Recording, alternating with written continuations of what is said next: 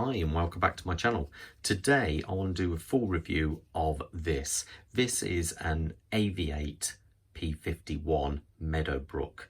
Now there's a few different variations within the P-51 range. This one being the Meadowbrook is actually inspired by this 10 Gold Tommy. He was part of the I think it's called the Lafayette Escadrille, which was a small bunch of American pilots who wanted to get involved in the Great War or World War One, and they basically came over and joined the French, and he was one of these people. So anyway, back to the actual watch. It's no shrinking violet, that's for sure, but it's not overly big either. If I get the calipers on it, we have a case size of 43mm, a thickness of about, it's 14mm, and a lug to lug, I believe it was 50mm. And the strap size on this watch is a 22, so it supports its size. It perhaps looks a little bit bigger than it actually is, because the simple fact is there's no rotating bezel on this watch, so subsequently because of that you get more dial. And let's look at that dial. The dial is stunning. I love the multi-textures and facets of this dial. I just think it's really interesting. Every time you look at it, you seem to see something else. I love the way that this portion, the 12 to 15, is a raised up piece, and it's got a different brushwork to the rest of the dial. The rest of the dial has like it looks like a vintage scratched up kind of dial, where this has this vertical brushing on there. And I love that you have the recessed 0 and 2 is actually machined into the dial, so it's set back a little bit like a panorized sandwich dial sort of. But I just like it because you have all these different colors. You have the yellow, then you have the gray, and you have the red accents. And I really think it works. It's one of these, I've worn it and people have just, you know, asked to look twice at that dial because it is quite an interesting dial. The hands as well, I love these skeleton hands. The hour hand to me is very reminiscent of the Zinn 757 dial pal, and I do have a soft spot for that watch, and perhaps that's maybe why I like this. But then you have this red accents actually on the second hand, and say corresponding writing and number 10 there. I just think it's a real nice play on a dial. It's something quite interesting. You do also, as I move this out of the way, you can see we actually do have a date down at the 6 o'clock position. So a little bit more unusual, and I kind of like that. It's a little bit freaky and funky. And so, yeah, it really, I mean, it's quite a handsome looking watch. Now, as we come out here, you can see we have ever such a sort of a dome to the actual crystal there, and it is a sapphire crystal. It does have anti-reflective coating, but I would say in sunlight, it does pick up a lot of reflections in sunlight. But I do appreciate the fact that it is actually a sapphire crystal.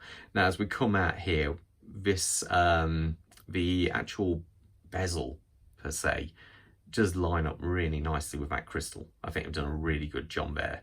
The case is, I think it's quite interesting. It reminds me almost of a kind of Rolex Oyster kind of case, the way it blends around it. It's just a nice feel to it. There's no beveling on the edges. It is sharp and then coming up to the top of the lugs.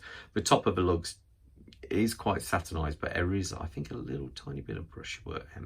No, it is more polished, but it's just a nice feel on there. They've got a nice rounded edge without going too far on it. Now, as you come around here, we do have a bit of a feature here. This is somewhat Panerai-ish with its crown guard. Now, they have actually gone to the, actually integrated this machined area here. And what this is supposed to simulate is the exhaust ports on the side of the P-51. So, it's nice. It's the kind of thing they didn't have to do, but they did. And it looks more interesting for that. The only problem is I keep trying to find myself peeling this back as if it was, I say a panerai, but it isn't. So you do actually have to get your fingernail under there to pull this crown guard out, crown out. Now it's not a screw down crown, but you kind of don't need a screw down crown because you do have a protection from this. So that's one thing I do find is, you don't really, it's not really a problem.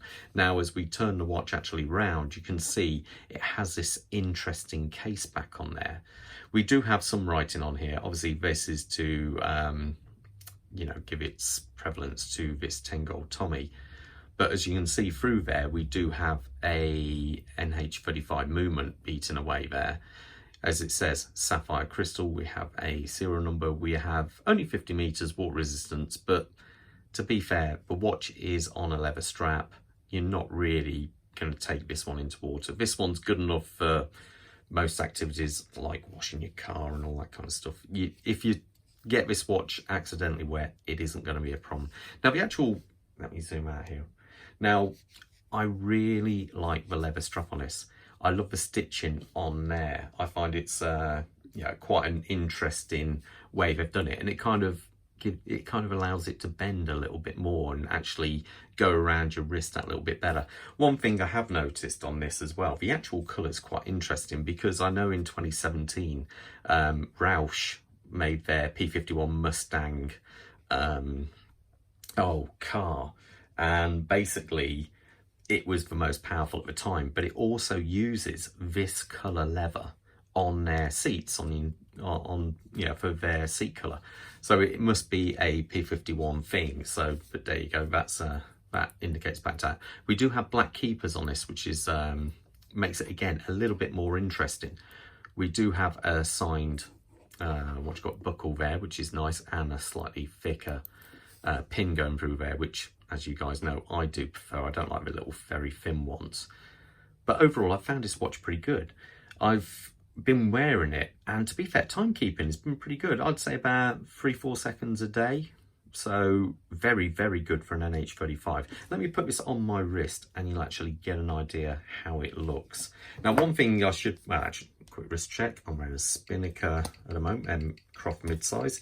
One thing I should point out is the UK list price of this watch is $275, but they are one of these companies who, like at the moment, there's a Christmas deal on for, I think, around about 20% or even possibly 25%. So there's always a deal to be had.